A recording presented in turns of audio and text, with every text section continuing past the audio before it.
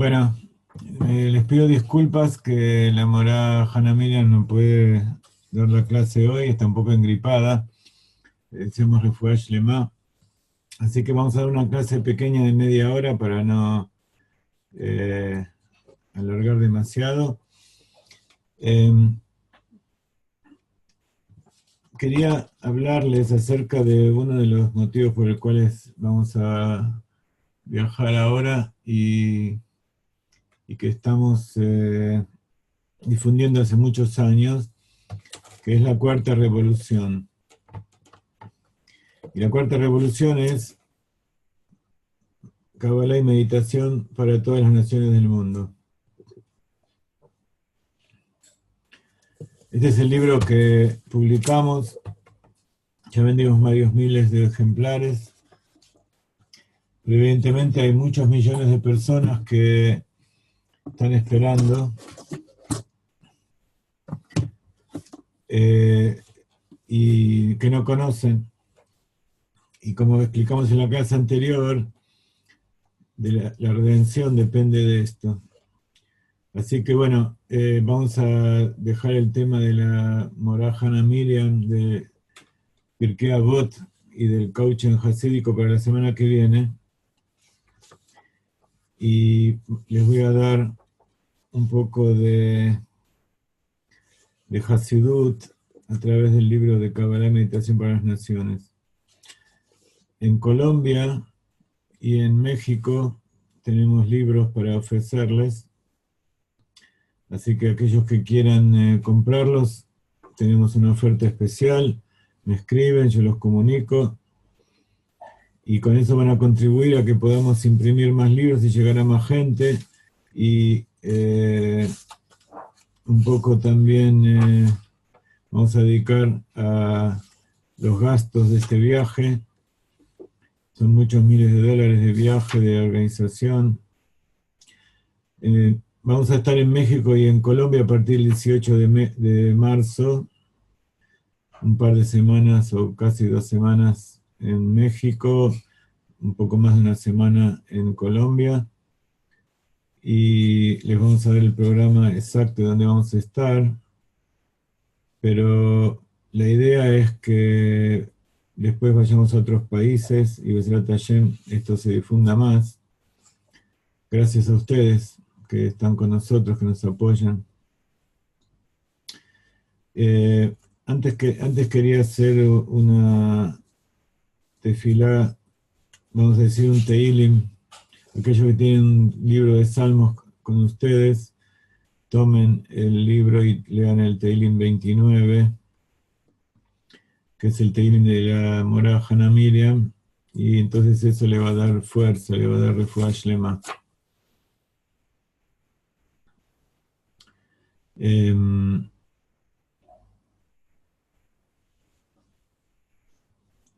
Mismor de David, no, ese es el 29. Perdón, ella tiene 38, así que leemos el Teilim 39 de la Morah Hannah Miriam. Perdón por revelar su edad, a las mujeres no les gusta, no le digan que yo les dije. El Teilim 39. Tenemos el Teilim de Keot Lubavitch, el libro de Chabad, con los salmos, que a nosotros nos gusta leer y así nos enseñó el Rebbe. Y adentro está el texto en hebreo, la fonética y la traducción al castellano.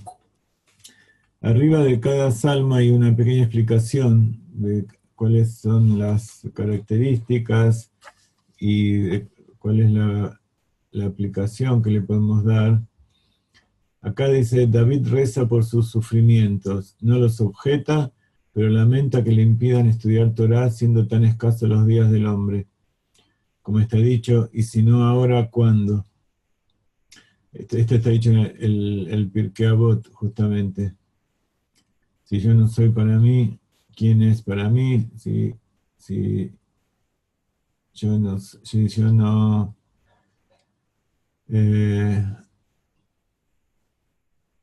¿cómo es la segunda parte? Y termina, y si no ahora, ¿cuándo?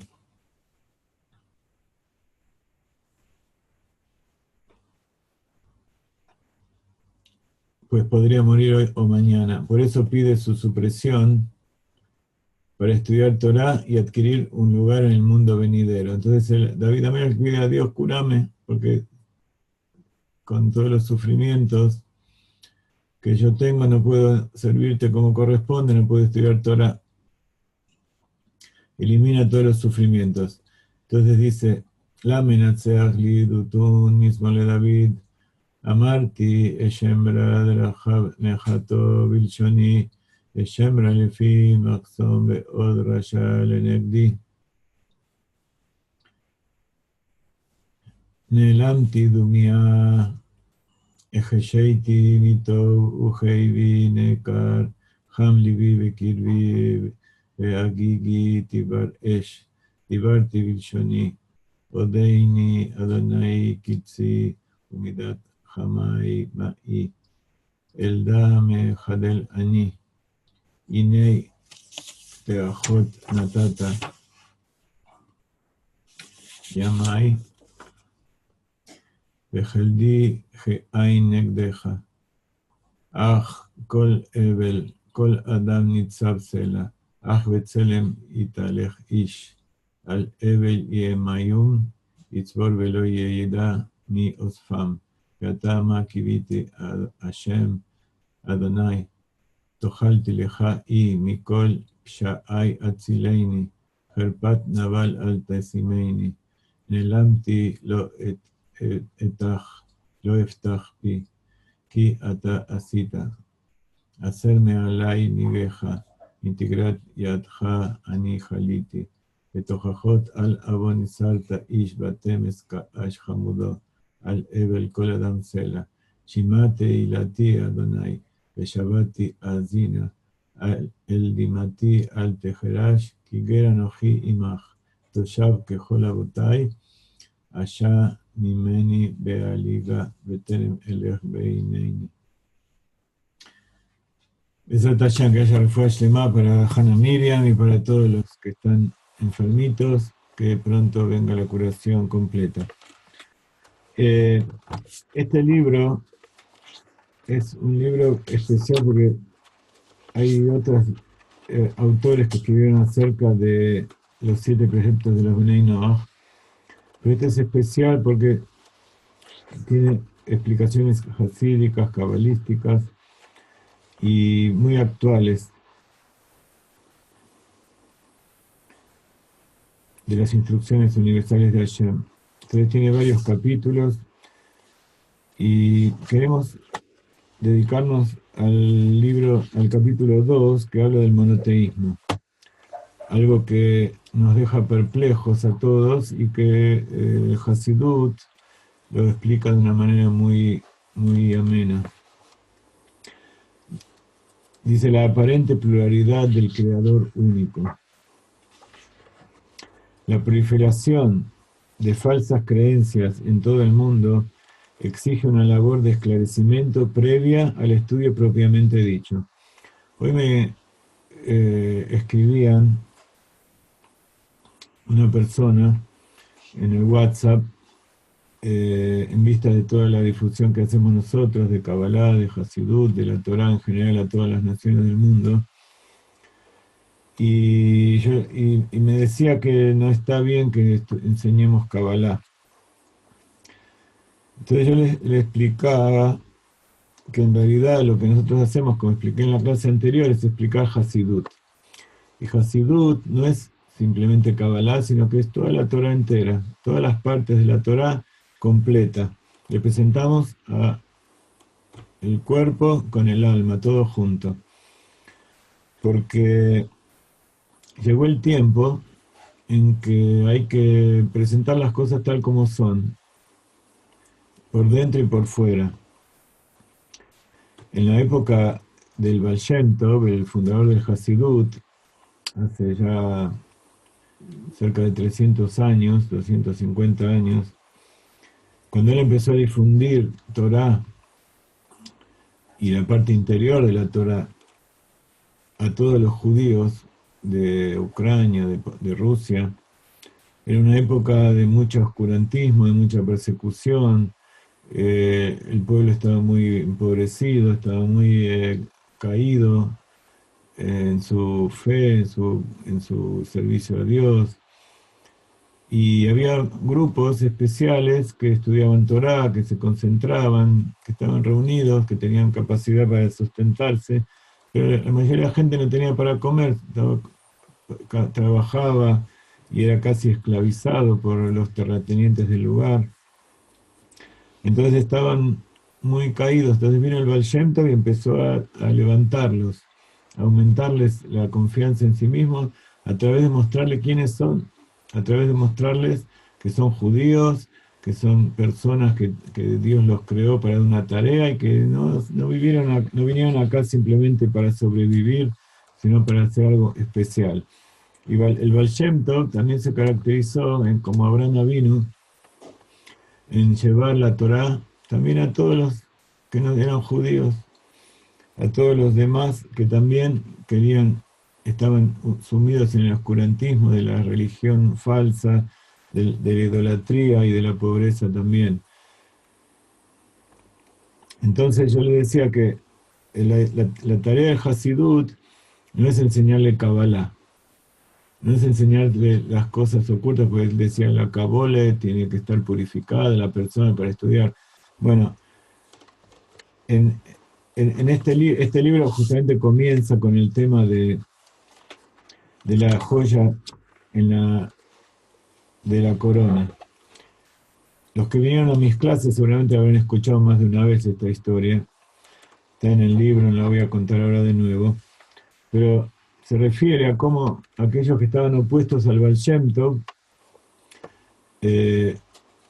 lo hacían aparentemente por un objetivo correcto, que la enseñanza de la Torah no caiga en saco roto y que las hojas donde se escribía la Torah, las cosas profundas de la Torah, no se tiren por allí como si fuera basura. Pero justamente para que la Torah llegue a todas partes del mundo, hay que utilizar métodos, incluso como este de Internet, que el Internet, no sé si el 99%, pero el 95% seguro son todas cosas vanas y más que vanas prohibidas, que nos alejan de la Torah más que acercar. Entonces justamente en esos lugares donde hay tanta oscuridad es donde hay que traer la luz. Entonces, los mismos que se oponían al Baal Shem Tov, hoy, incluso este que me hablaba decía que era un Hasid. Pero hoy hay grupos de hasídicos que ya no se olvidaron que vienen del Baal Shem Tov. Incluso era un converso, o sea que él también salió de allí y gracias a la Torah fue rescatado. Entonces yo les dije, vos estás ahí y en vez de negarte y oponerte, tenés que ayudar a todos los que como vos salieron, todos los que todavía no pudieron salir, ayudarlos a salir. Entonces en nuestra época el Rav Ginsburg nos dice que la forma de sacar a todos los pueblos de la idolatría, que llegue la redención, es enseñarle el alma de la Torah. El alma de la Torah es la parte profunda, pero la Kabbalah es como una ciencia. Cuando uno le quiere enseñar cómo es la naturaleza a un chico en el colegio, incluso a una persona adulta que no estudió física, por ejemplo, qué es la energía atómica, no se le puede empezar con las ecuaciones de Einstein. No se le puede decir, Einstein dijo que todo es relativo, porque ¿qué puede entender de eso? Incluso la gente común cuando toma esta frase, dice, todo es relativo, yo puedo creer lo que se me antoja, porque si yo lo creo está bien. Incluso hasta me llegan a decir, si Dios me puso esto dentro de mí, que está bien, Dios lo creó. No, Dios creó cosas que están bien, y hay cosas que nosotros las vemos mal y tenemos que alejarnos de eso. Entonces, para poder hacer que todas las naciones conozcan la voluntad de Hashem y saber quiénes son y puedan servir a Dios, hay que llevar toda la Torah. Y toda la Torah es el Hasidut, desde la parte simple de la Torah escrita que trajo Moshe, todos los profetas, las escrituras, las alajot y por supuesto la Kabbalah. La Kabbalah es la parte interior, el alma de la Torah, no son palabras mágicas ni amuletos, ni cosas extrañas que uno dice y de repente pasan cosas. Todo eso es invento. Todo eso es casi idolatría. La Kabbalah es el saber cuál es la intención interior, cuál es la parte interior. Entonces, por supuesto, tenemos otro libro que también está a disposición de ustedes, que es La maravilla del alma, donde habla acerca de la estructura del alma, la estructura de la mente, de las emociones, de la conducta, de los mundos, de la sefirot. Entonces todo eso es Kabbalah, pero explicado de tal manera que todo el mundo lo pueda entender. Entonces cuando la gente entiende eso, entonces va al resto de la Torah. Entonces todo es en aras de que se conozca toda la Torah. Entonces dice el Rab en el libro, es necesario que clarifiquemos algunas verdades básicas de la Torah que a menudo son presentadas por otras religiones de una manera distorsionada, a veces con la intención deliberada de engañar. Entonces todo el mundo entra a internet y lee todo. Ahora ya no se le puede ocultar nada a la gente. Entonces las cosas que están mal hay que mostrárselas, sea lo que sea. Ante todo, el Creador es absolutamente uno. Hashem, el Creador, no posee intrínsecamente dualidad o pluralidad. De ninguna forma. Todo es uno. Toda aparente pluralidad que la gente aprecia en el Creador uno es resultado de nuestra incapacidad básica de concebir y comprender el proceso de la creación. Y con él la presencia finita del Todopoderoso. Dios creó infinitas cosas. Entonces nosotros vemos un mundo múltiple. Incluso cuando más profundizamos en la ciencia, en la naturaleza, vemos que cada cosa que nosotros vemos como algo sólido está compuesto de infinitas partículas. La ciencia misma, física por ejemplo, siempre se creyó que todo está compuesto de átomos. Los átomos se vio que están compuestos de partículas, protones, neutrones, electrones. A su vez esas partículas están compuestas de subpartículas, partículas cada vez más pequeñas y más pequeñas y más pequeñas. Y se vio que en realidad todo eso que nosotros llamamos partículas o llamamos estructuras, es nada más que la forma en que nosotros los podemos observar, tal como los ojos lo pueden llegar a ver. El hombre con su vista no puede llegar a ver la estructura de las cosas. Entonces creó instrumentos como el microscopio, el detector de rayos infrarrojos, el detector de radiación, el microscopio electrónico, para ver las cosas cada vez más profundamente. Cada vez cosas más chiquititas se ven ahí adentro. Pero paradójicamente, cuando más profundizó, se llegó a comprender que nunca tiene fin, que cada vez las cosas son más y más pequeñas, hasta llegar al punto en ver que todo es una cosa única, que todo es un estado de energía, que incluso todas estas palabras que nosotros estamos diciendo ahora, tampoco las podemos entender, que es materia, que es energía, que es partícula, un estado, un campo. Por eso llegamos a la época en que se unió la Torá y la ciencia. ¿Qué es la Torá? La Torá es el conocimiento de Dios. ¿Qué es la ciencia? Es el conocimiento de la naturaleza. ¿Qué es lo que hace la ciencia? Conocer qué es lo que Dios creó.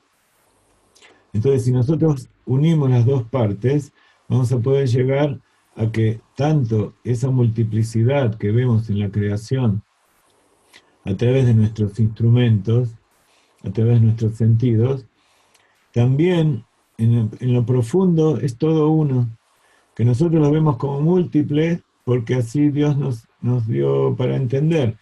Pero esa capacidad que tenemos para crear cada vez instrumentos más perfectos nos da la posibilidad de conocer que el infinito es a lo alto, a lo largo, hacia el interior de las galaxias y del universo, y hasta el interior de lo más pequeño. El infinito es para adentro y para afuera, así como el tiempo, que es infinito para atrás y para adelante, y que es todo uno. Entonces, cuando venga el Mashiach, vamos a entender todo esto y vamos a poder verlo con nuestros propios ojos, como dijo Job. ¿Qué dijo Job? Mi basari ejazé eloka. Mi basari quiere decir desde mi carne, o sea, desde mi ser físico. Ejazé quiere decir ver, pero no es ver exactamente con los ojos, porque los ojos son materia física.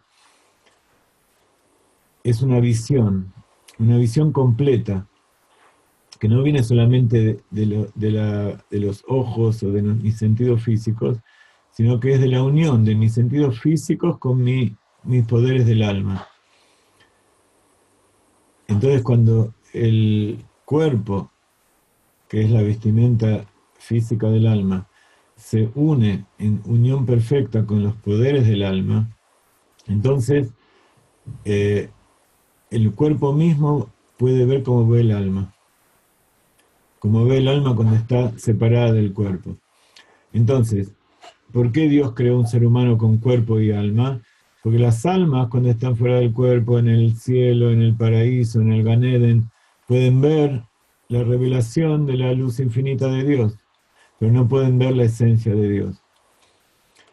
El cuerpo oculto del alma puede ver las cosas de este mundo, pero no puede ver ni siquiera las cosas espirituales. No puede ver a Dios, pero tampoco puede ver los mundos espirituales y la luz infinita de Dios. Pero hay una paradoja. El alma, junto con el cuerpo, puede captar la divinidad, puede percibir la divinidad.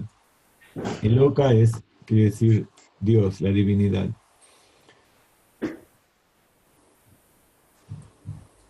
Todo eso por ahora lo podemos entender con nuestra mente y sentir con nuestro corazón, y a veces tener alguna chispa, como un sueño, de cómo es la realidad verdadera. Pero cuando venga el Mashiach, todo eso va a estar revelado, va a ser una cualidad que va a estar al alcance de todos. Al principio va a estar al alcance de aquellos que estudiaron Torah, aquellos que se esforzaron por comprender la verdad. Como todas las cosas, como decíamos recién, el físico que estudió desde pequeño y fue a la universidad y se esforzó en conocer todo eso, lo entiende. Los demás no es que son malas personas, simplemente se dedicaron a otra cosa. Entonces no pueden entender eso.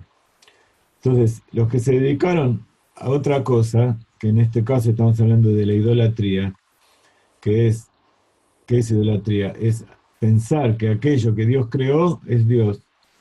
Es simplemente una falta de da'at, como dijimos en la clase anterior. Es una falta de conciencia, de comprensión de cómo es la realidad. Pero no es por culpa de ellos, no es por culpa de nosotros que no vemos a Dios, es porque Dios se oculta.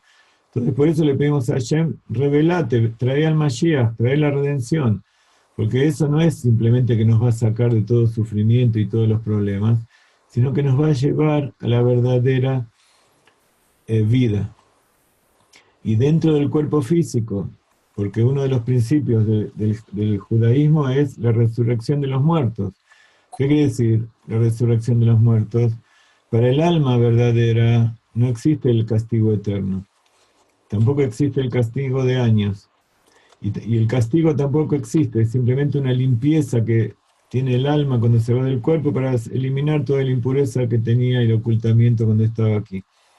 La resurrección de los muertos, que son aquellas almas que están en este momento, cuando viene el Mashiach, que está fuera del cuerpo, va a volver al cuerpo que tenía cuando vivía.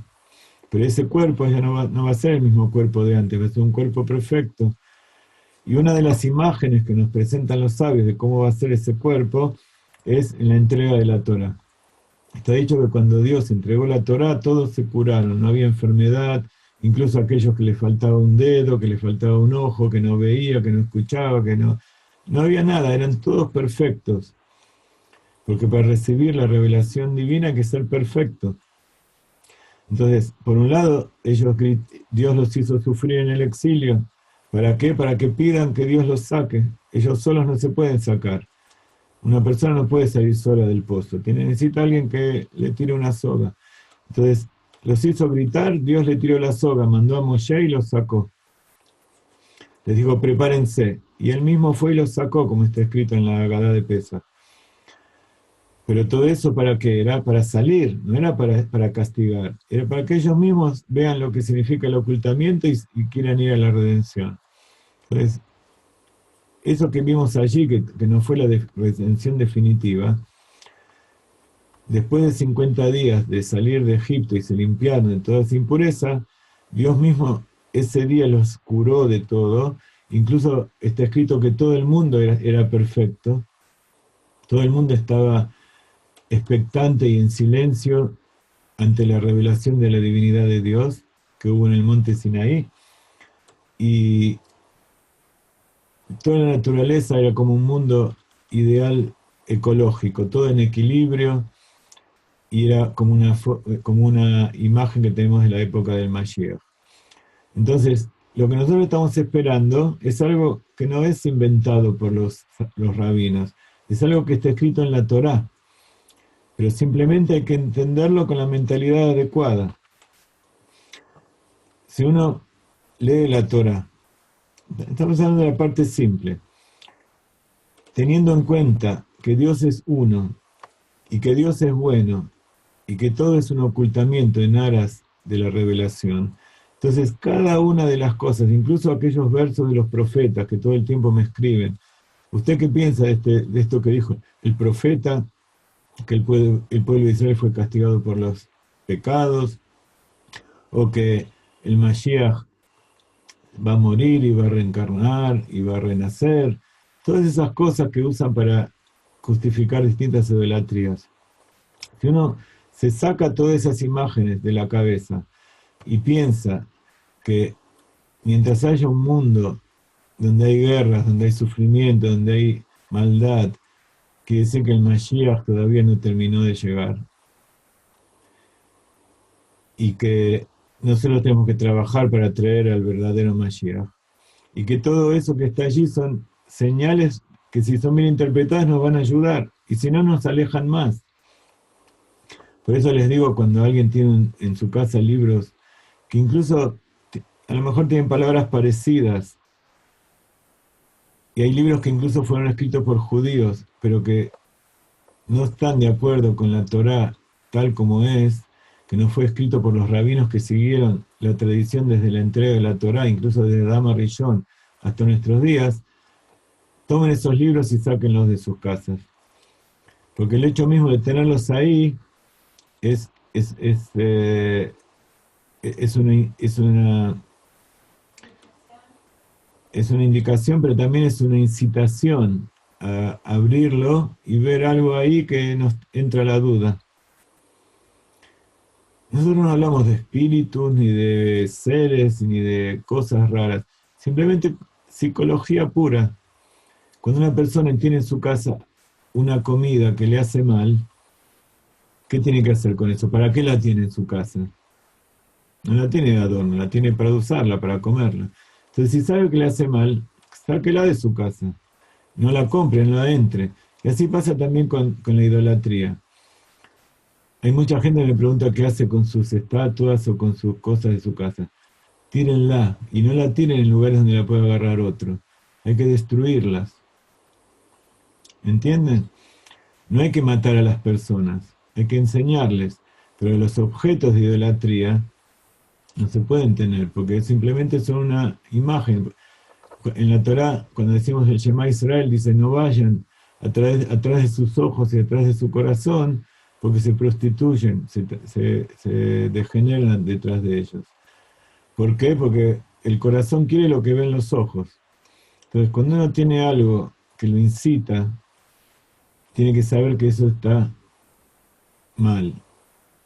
Si lo incita para hacer algo bueno está bien en general, pero hay que saber bien qué es bueno y qué es malo. Entonces para eso está el árbol del conocimiento del bien-mal, para que sepamos qué es lo malo y nos alejemos de eso. Surme rabia setov, aléjate del mal y haz el bien. Todos estos son conceptos generales. Por supuesto que hay dudas y hay preguntas, estamos dispuestos para contestarle lo que necesiten. ¿Me entienden? Entonces, acabamos de leer 2 párrafos del libro. Tener un libro en la casa es solamente una inspiración. Cada cosa hay que profundizar y entenderlo de acuerdo con esto. Ante todo, nuevamente, el Creador es absolutamente uno. Hashem, el Creador, no posee intrínsecamente dualidad y pluralidad. Y si tiene un libro que habla de esto, hay que sacarlo. Toda aparente pluralidad que la gente aprecia en el Creador, uno, es resultado de nuestra incapacidad fundamental de concebir y comprender el proceso de creación. No porque somos malos, no porque somos estúpidos, no porque somos ignorantes, sino porque Hashem nos puso en ese lugar para que salgamos de eso. Y con él, la presencia infinita del Todopoderoso. ¿Ok? Entonces, toda aparente pluralidad que la gente aprecia en el Creador uno es resultado de nuestra incapacidad fundamental de concebir y comprender el proceso de creación y con él la presencia infinita del Todopoderoso. Para comprender la relación entre la absoluta unidad del Creador y las manifestaciones multifacéticas por medio de las cuales Él se revela en nuestro mundo, nos referiremos a la descripción que hace la Kabbalah de la creación. Entonces acá vemos cómo la Kabbalah nos ayuda a salir de la idolatría y acercarnos a la Torah. Baruch Hashem, en distintos países hay distintos maestros, hay distintos morim que estudian con nosotros y les recomendamos que estudien con ellos, porque al igual que yo, no somos perfectos, no sabemos todo, no tenemos la palabra exacta en todas las cosas, pero estamos conectados con aquel que nos enseña. Entonces, entre todos y a través de enseñar, nos vamos purificando, nos vamos aprendiendo cosas nuevas. A lo mejor el año pasado o ayer yo dije algo que no me pareció que estaba bien, que no era perfecto, hoy tengo la oportunidad de rectificarlo.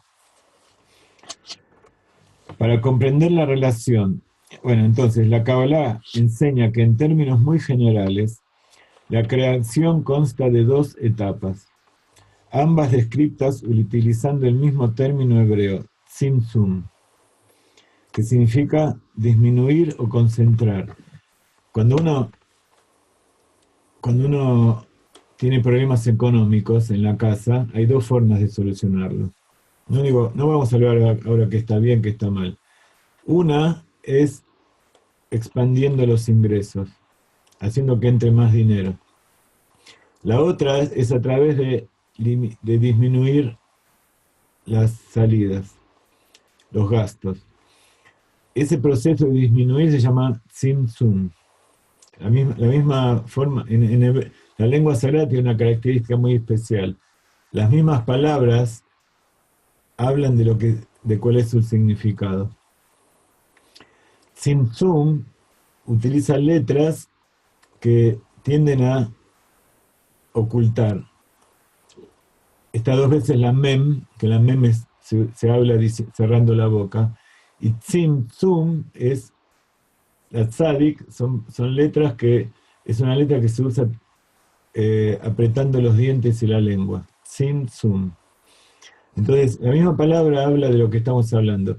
Dios se oculta. Entonces, para el proceso de la creación comenzó con un tzimtzum. ¿Tzimtzum de qué? Esa es una discusión clásica de los rabinos. Todos están de acuerdo que hubo una contracción, una disminución, pero ¿de qué? Hashem comenzó el proceso. Nosotros sabemos que antes de la creación existía Dios, o sea, la esencia de Dios infinita y su luz. ¿Qué es la esencia? Es el ser absoluto, yo. ¿Qué es la luz? Aquello que me expresa hacia el exterior. Pero cuando existe Dios solo, ¿qué significa que hay una luz que se expresa hacia el exterior? En el libro de Tanya hay una imagen muy interesante que es el sol. Dice, así como el sol con su luz genera la vida en el universo, en el planeta, así también Dios con su luz genera todas las cosas.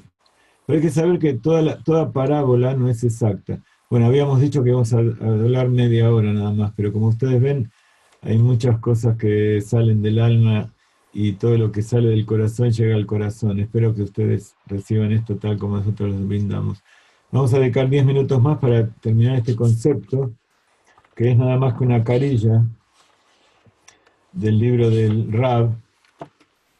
Por eso tenemos un curso que dimos hace varios años que son 70 clases sobre este libro. Y cada vez hay cosas nuevas que agregar. Se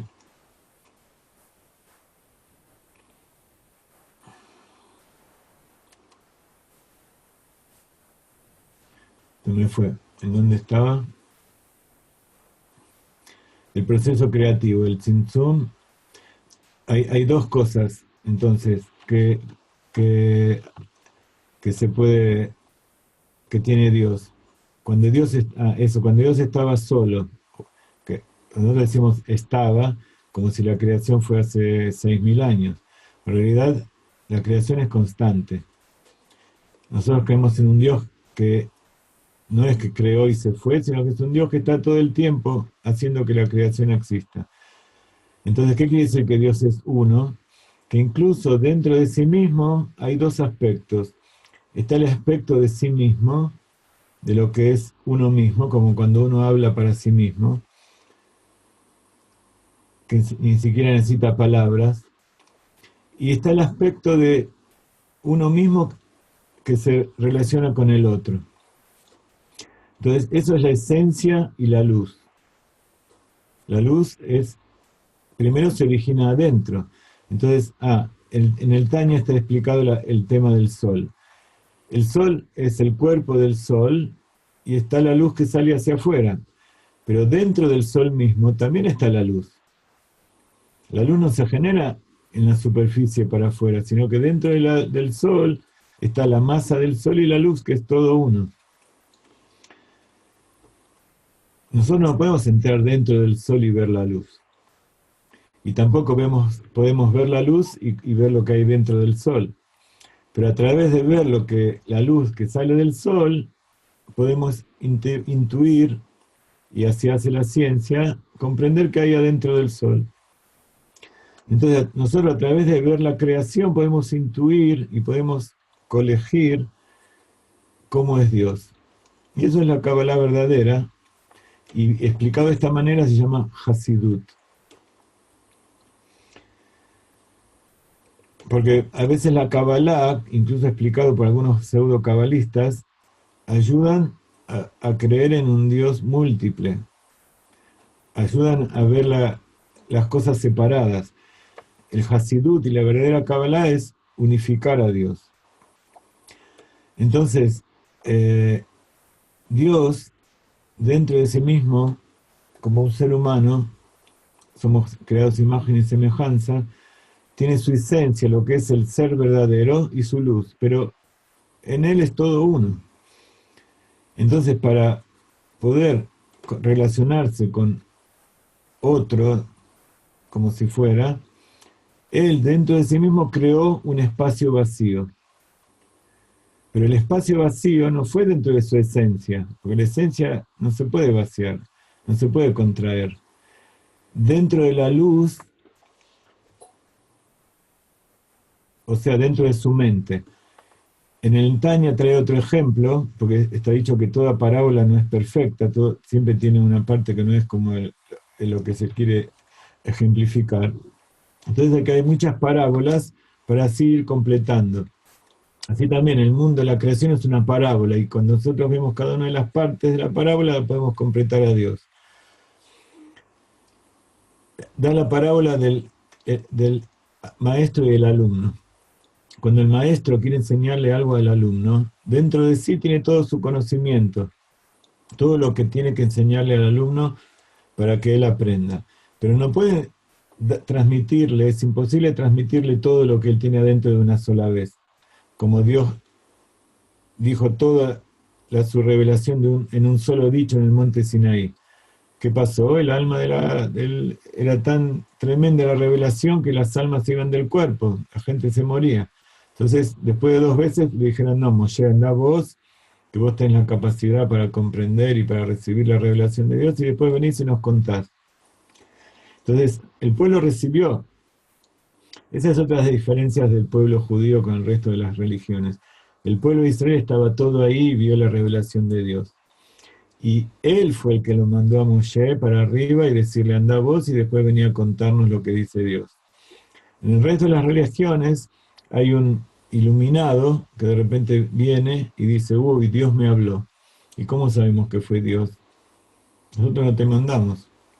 Me tienen que creer porque si no Dios los va a castigar. Entonces mucha gente piensa que Dios los va a castigar porque no le cree y entra en la idolatría. Sigamos. Entonces hay un aspecto de Dios que se contrae, que se llama Tzimtzum, que es la forma en que el maestro hace un vacío dentro suyo, dentro de su mente, no dentro de su ser verdadero, sino dentro de su mente, dentro de su pensamiento, aleja todo lo que tiene, todo su conocimiento, ¿para qué? Para poder poner ahí la letra A. Y entonces va y le enseña a su alumno.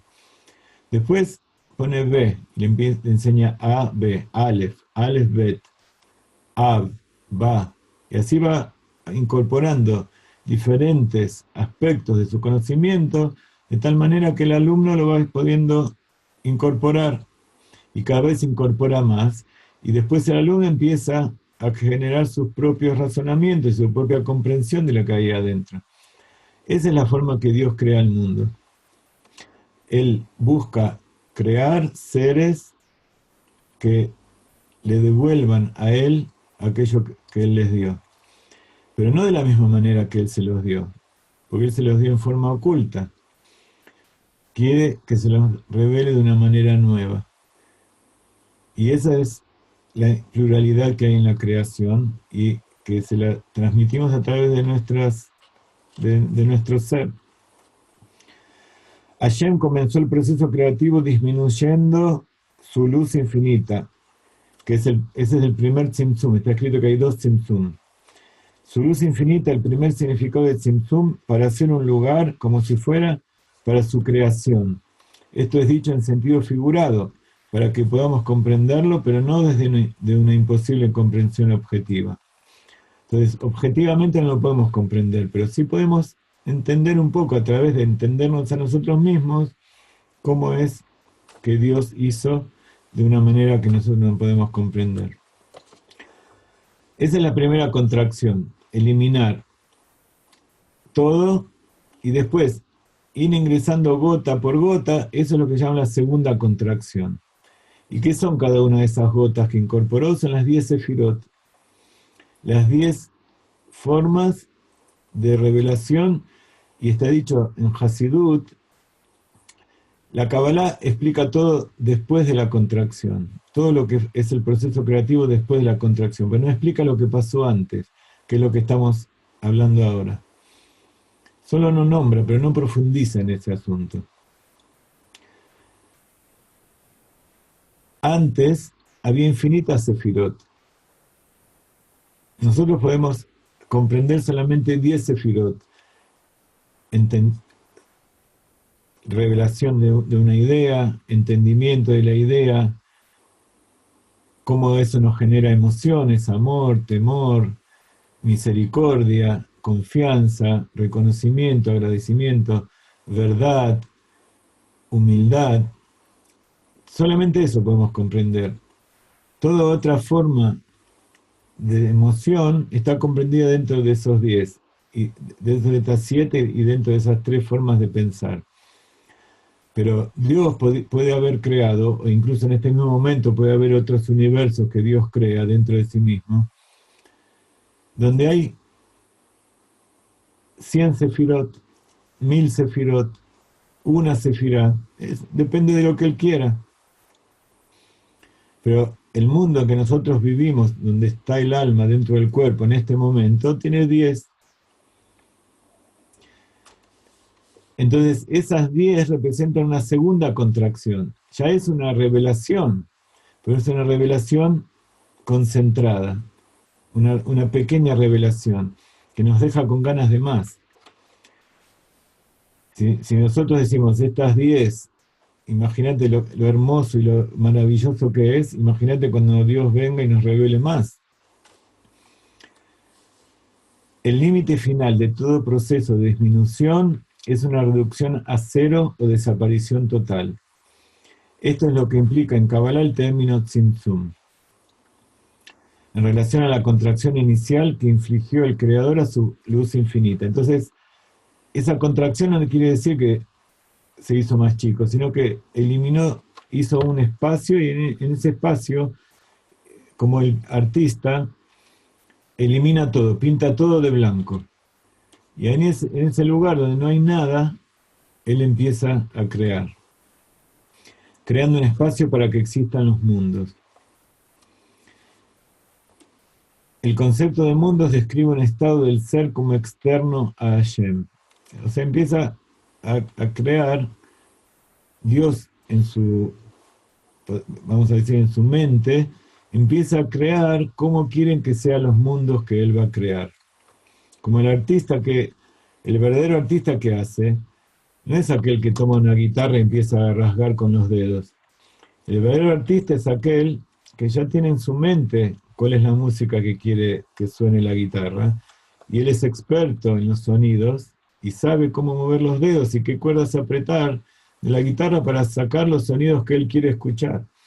Por supuesto que al principio tiene que rasgar la guitarra sin saber lo que sale, pero después con la experticidad, él mismo va viendo qué es lo que tiene adentro suyo, y ese es el verdadero poder creativo. Y para poder crear hay que ser experto. ¿Quién es el experto? Dios. Dios él conoce todo. Entonces, él es el que toca las cuerdas del arpa, de donde se crean todo. Antes, cuando hablamos de la ciencia, la última explicación de cómo se crea todo es la teoría de las cuerdas. No sé si alguno de ustedes escuchó hablar de eso, que las partículas más pequeñas de la creación, de las cuales están compuestos los átomos y los electrones y los neutrinos y todas las partículas más pequeñas, llegaron a un punto en que en realidad no existe nada. No es que no se puede detectar con un aparato, sino que en realidad no existe nada. Son nada más que como cuerdas que vibran y eso genera energía y esa energía se va concentrando y genera la materia.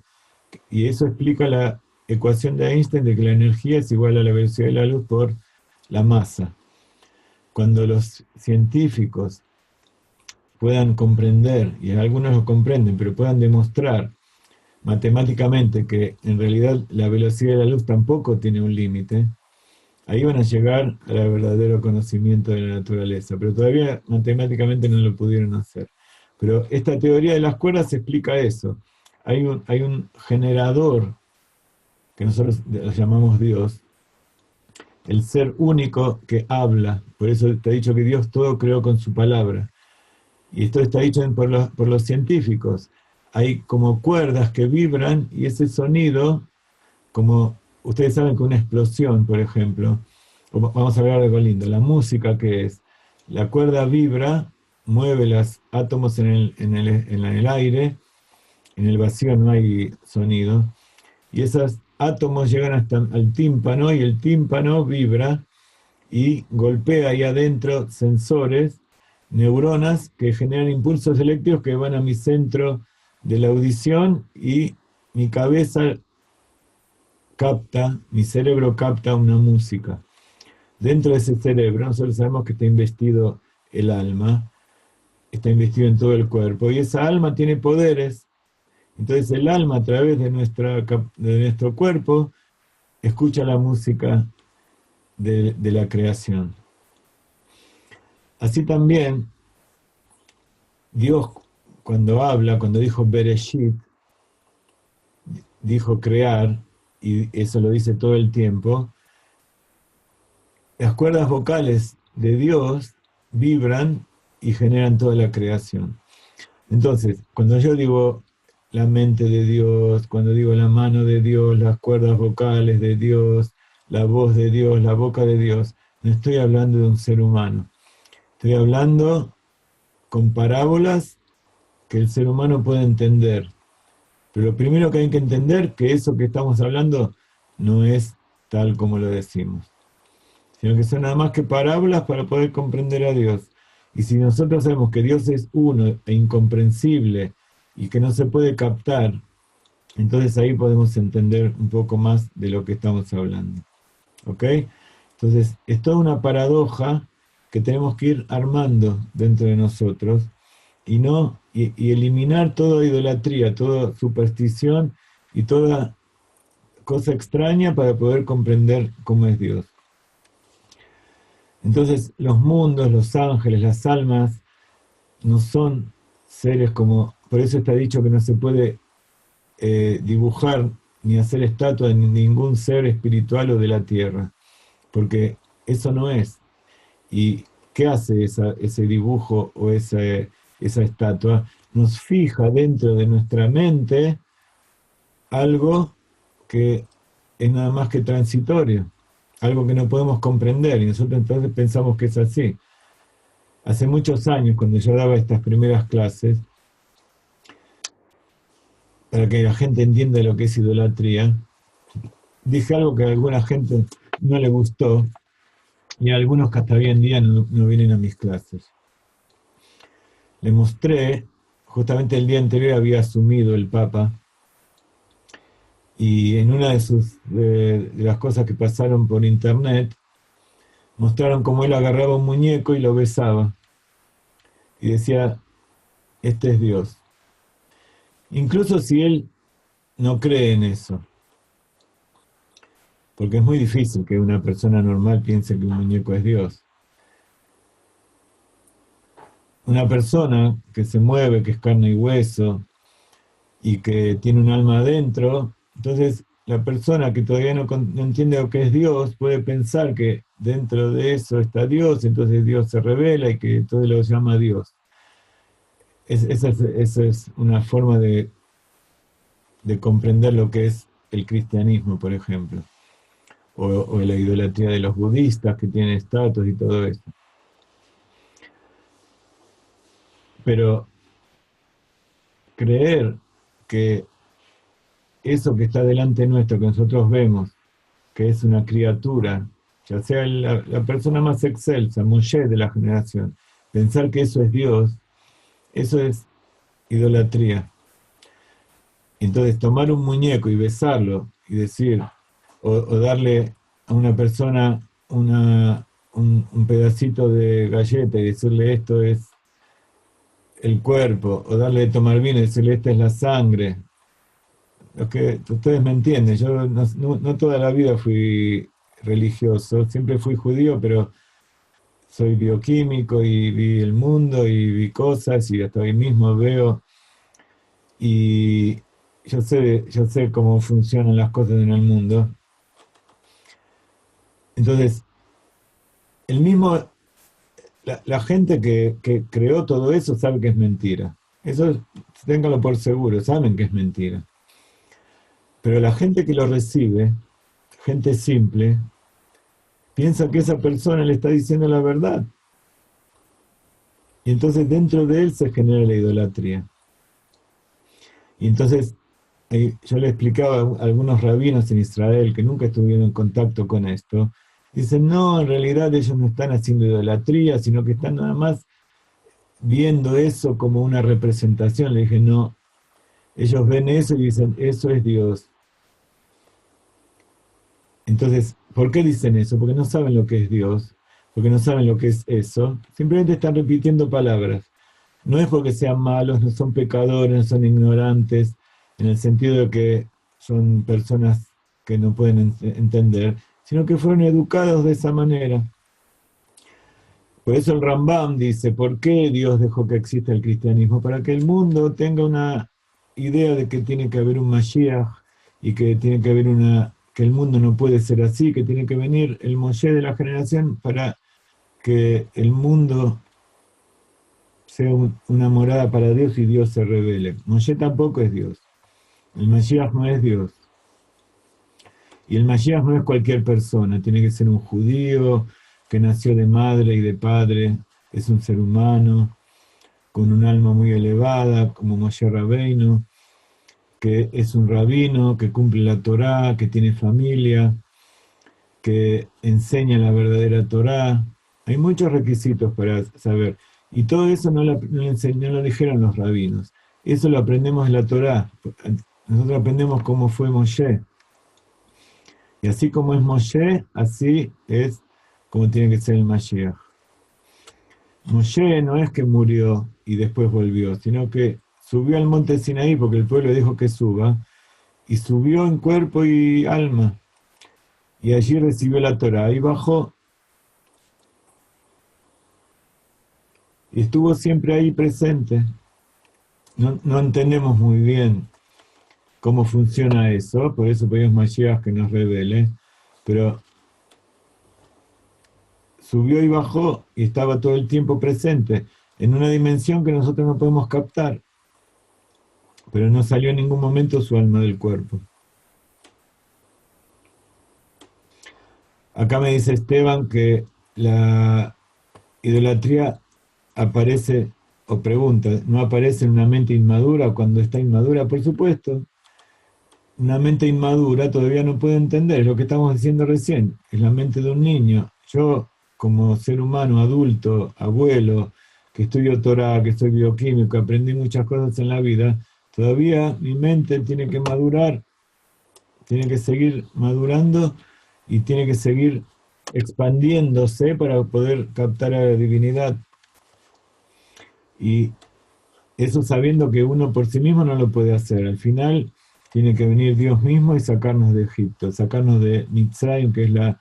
Mitzrayim tiene la misma característica de Tzimtzum, Metzarim, Mem Tzadik. Metzarim es estar en un estado de contracción, de ocultamiento. Al final solamente Dios va a traer al Mashiach y él mismo se va a revelar y nosotros vamos a salir de toda inmadurez. Entonces, no tenemos que culpar a la gente de lo que hace, sino que tenemos que tratar de no contaminarnos con eso y poder ayudar al otro a salir de eso. Por supuesto, hay límites, hay grados. Cuando algo es imposible de evitar ser influenciado, no hay que conectarse con eso. El judío, por ejemplo, tiene prohibido entrar en una iglesia. El Ben Noach también tiene prohibido entrar en todo lugar de idolatría. Pero cuando hay una persona que vemos que puede llegar a entender lo que estamos diciendo, hay que explicarle. Y hoy en día hay que explicarle a todo el mundo, poner en todos los medios de difusión, pero que llegue a la mayor cantidad de gente posible, que la luz de la Torá se vaya expandiendo y vaya iluminando. Muy bien. Acabamos de leer una parte del libro del Kabbalah para las Naciones, Monoteísmo, la aparente pluralidad, y explicamos cosas profundas de Kabbalah a través de Hasidut. ¿Qué es Hasidut? Un momento.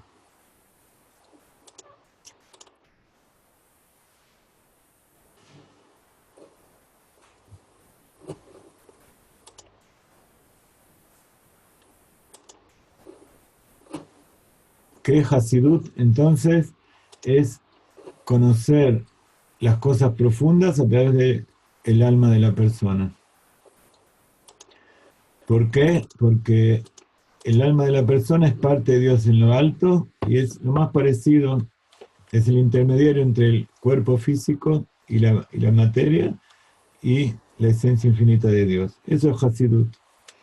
Entonces, esto que estoy aplicando ahora son cosas profundas de la Kabbalah, del Zohar, del Arizal, pero explicado de tal manera que todo el mundo lo puede captar y todo el tiempo sabiendo que hay que verlo desde el punto de vista de Dios único. Así que les recomiendo tener este libro en su casa. Aquellos que no viven en México o en Colombia o en los países donde enviamos los libros, nos avisan, vamos a tratar de hacerlos llegar. Y aquellos que están en México y en Colombia, los invito a comprarlos por los canales que tenemos y leerlo y venir a nuestras clases y reunir gente y explicarles en la medida de sus posibilidades. Lo que ustedes saben conscientemente y, y sinceramente que pueden explicarlo, lo explican. Lo que no, dicen, no lo sé. Nadie nace sabiendo, yo no digo cosas que no escuché de mis maestros. Entonces, Besrat Hashem, que esto sea un mensaje de paz y de amor para toda la gente, esa paz y amor que viene del conocimiento, no de la obligación. Así que bueno, me despido. La próxima semana, Besrat Hashem, espero que la morá Hannah Miriam esté dentro de esta pantalla y siga trayendo la sabiduría.